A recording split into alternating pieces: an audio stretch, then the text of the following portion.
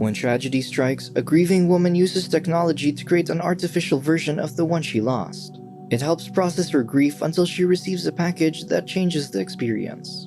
On a rainy evening, Ash Starmer is browsing his cell phone in his van when his fiancée, Martha Powell, arrives and calls him to open the door. However, Ash seems to be distracted with his cell phone, leaving Martha soaked in the rain.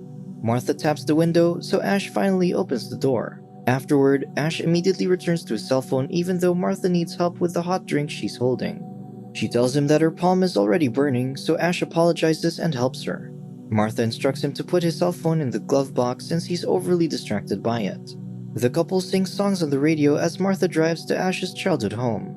When Ash mentions that everyone loves the Bee Gees, Martha thinks he doesn't because Ash hasn't played their song in 10 years. Martha asks questions about his favorite Bee Gees song, to which he responds, "How deep is your love?" and begins singing it. Ash and Martha arrive and begin transferring their belongings from the van. Ash notices a picture of himself when he was younger and stares at it. He then discovers his cell phone is missing, but Martha reminds him that it's in the glove box. Later, Ash resumes his social media browsing and posts his childhood photo online. Martha then asks what soup she should make, but she notices him still on his cell phone. As a result, she sarcastically says that she'll serve his soup in a shoe, and Ash, not paying attention, agrees. She throws a piece of cloth at him and comments how he vanishes into his cell phone. Ash says he's posting his old picture because he thinks it's funny, but Martha thinks it's sweet. However, he recounts that the day of the photo wasn't sweet since it was their first family outing in a safari park after his brother, Jack, died. The following day, his mother hid all of Jack's photos in the attic and did the same thing to his father's photos when he died. That's how she dealt with grief. Later, in the bedroom, Ash and Martha make love. The following day, Ash instructs Martha to get dressed since they need to return the van or they'll be charged for an extra day. However, Martha has a job that's due at the end of the day. Hoping to gain sympathy, Ash says he will drive and pick up their car alone. As he leaves, Martha begins her work. As time passes, Martha becomes concerned since Ash hasn't returned. When she tries to call him, it goes to voicemail. Afterward, Martha calls the company where they borrowed the van to see if Ash has already returned the vehicle. However, the lady tells her that it's still not returned, making Martha panic. She complains to her sister, Naomi, over the phone about Ash, but Naomi maintains her optimism and believes Ash is safe. Suddenly, the police arrive, revealing that Ash has died. At the funeral, Martha runs into her friend, Sarah, who sympathizes with how it must feel unreal, like how she felt when her husband died. Sarah then offers to sign Martha up to assist her with her grief, using an online service to communicate with Ash virtually. Martha refuses, but Sarah keeps going on and on until she yells at her to stop, attracting the attention of everyone at the funeral. One day, Martha comes home and begins to repaint the walls but leaves the section where Ash drew his progressing height as a child. Martha then goes to the attic and finds Ash's childhood photos with Jack. She spends the day tidying up as she processes her grief alone. At night, Martha receives a message from Sarah, informing her that she has signed up Martha for the service. Suddenly, she gets a message named after Ash, so she calls Sarah and yells at her, calling it obscene to use Ash's name. However, Sarah included her in the service for that reason. Sarah explains that the system gathers all of Ash's social media information in order to pretend to be him so Martha can talk to him. Martha insists that it's not the same, calling it sick, but Sarah assures her that it'll help. The next day, while working, Martha feels the urge to throw up. She rushes to the toilet and takes a pregnancy test, which confirms that she's having a baby. Afterward, she tries to call Naomi, but she's busy at home, so she leaves a message telling her to call her back. Out of panic, Martha uses the service and messages the artificial Ash. Surprisingly, the response of the service matches Ash's humor. When Martha informs him that she's pregnant, she becomes upset by Ash's automated response. Later, Naomi calls Martha, but she pretends to be fine while hiding her pregnancy.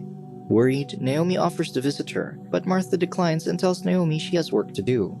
Following that, Martha continues to utilize the service and messages the artificial Ash that she wishes to talk with him. Surprisingly, the artificial Ash responds that they can do so by transmitting audio recordings of the real Ash. As a result, she gives the service several videos of Ash, and it starts to process them. Unexpectedly, Martha receives a call from the artificial Ash, who sounds like the real one, delighting Martha to hear her fiancé's voice.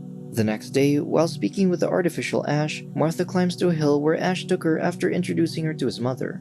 They reminisce, talking about the memories they had. Martha films the view to show the artificial Ash and says he wasn't impressed with the view before. Consequently, the fake Ash claims that the view is just green.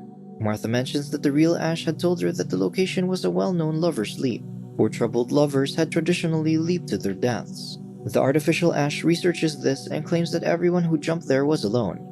Martha finds it weird that the artificial Ash searched for information, so he tells her that he'll ask her first next time before doing so. Naomi calls Martha, but she declines the call as she's still talking with the artificial Ash. Later, Martha visits the hospital to undergo an ultrasound.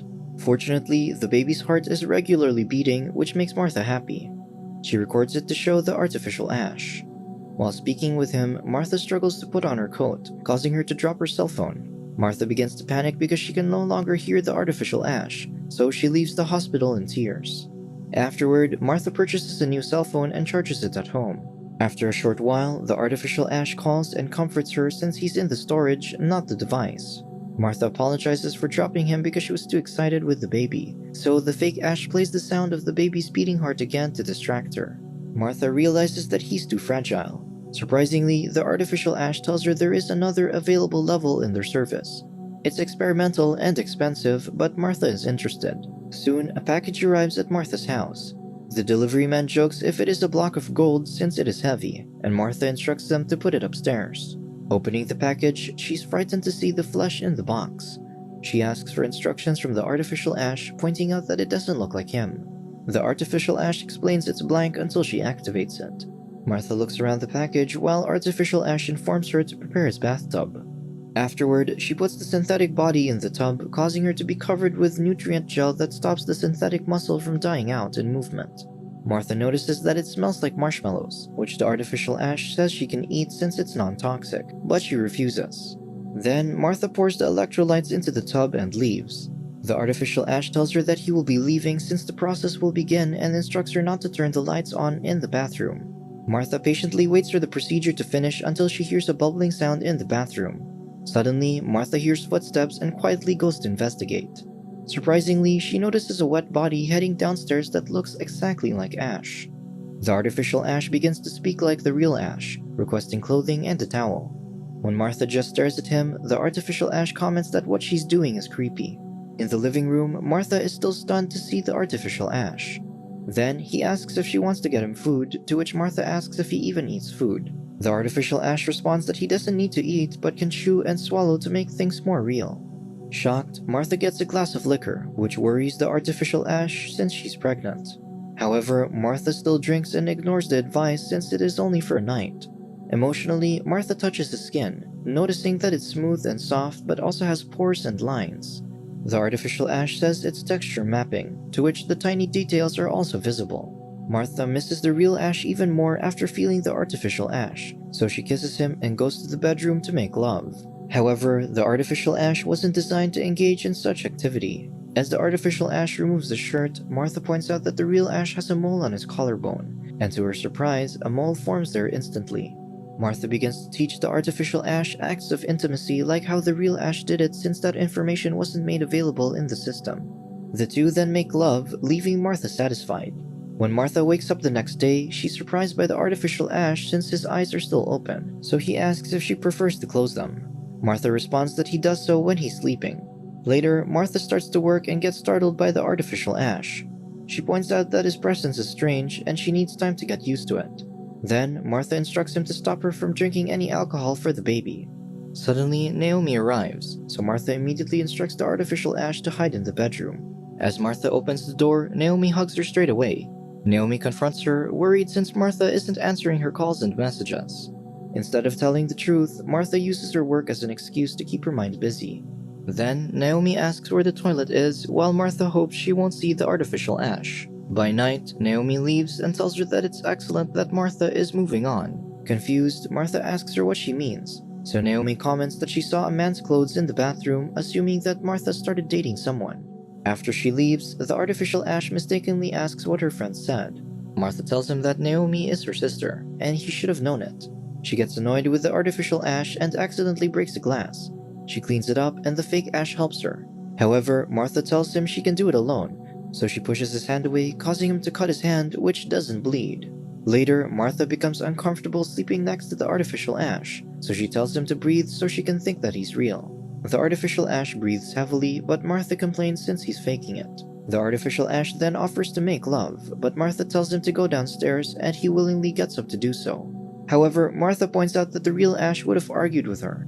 Emotionless, the artificial Ash returns to the bed, pissing Martha off. Martha pushes him to get out and yells that he's not enough to be the real Ash. Martha starts to hit him and tells him to hit her back. He asks if the real Ash hit her, but she responds that he didn't. Angrily, Martha commands him to get out of her house. The following day, Martha sees the artificial Ash from her window and asks what he's doing. He explains that he can't go more than 25 meters from his activation point, which is the bathtub, unless his activator is with him. Hearing this, Martha brings the artificial Ash to a tall cliff. She reveals that she can't stand him anymore and wants him to jump off the cliff. Willingly, the artificial Ash prepares to jump, but Martha tells him that the real Ash would have been scared. The artificial Ash starts to beg and tells her he doesn't want to die. Martha becomes emotional hearing those words in her fiancé's voice, saying it's not fair, and screams out all her emotions. Years later, Martha raises her daughter. She slices 2 pieces of cake, but her daughter tells her she needs another slice to bring to the attic. However, Martha tells her it is not the weekend, but the girl argues that it's her birthday. Martha agrees and allows her daughter to go upstairs and sees the artificial Ash. During this, Martha's daughter admits that she knows he doesn't require food and only used him as an excuse to get an extra slice. Martha is frozen as she listens to her daughter talk to a fake version of her father. When her daughter calls her to go up, Martha snaps out of it and climbs up the ladder to join her family. Subscribe to watch more videos like this. Turn on notifications. And leave a like, it really helps the channel out. Thank you for watching.